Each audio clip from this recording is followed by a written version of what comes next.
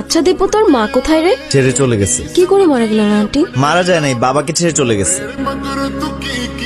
দীপু মেঘলার সুখের গল্পে কাটা হয়ে আসে সাহেব।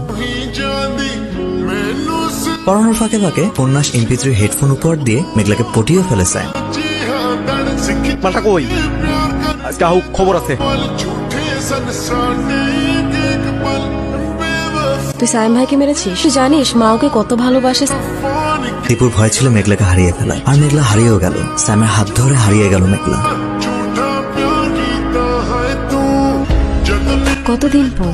আমার যত সাকসেস, আমার যত ব্যর্থতা, সবই তোর জন্য। তুই না থাকলে হয়তো আজকে আমি আমার সত্যিকারের ভালোবাসাটা কখনোই খুঁজে পেতাম না। ভুল ছিল আমার, সাইমের মিথ্যা অভিনয়টাকে বুঝতে পারিনি। ছেড়ে দিয়েছি ওকে, সারাদিন নেশা করতো। ভালোবাসিস এখনো?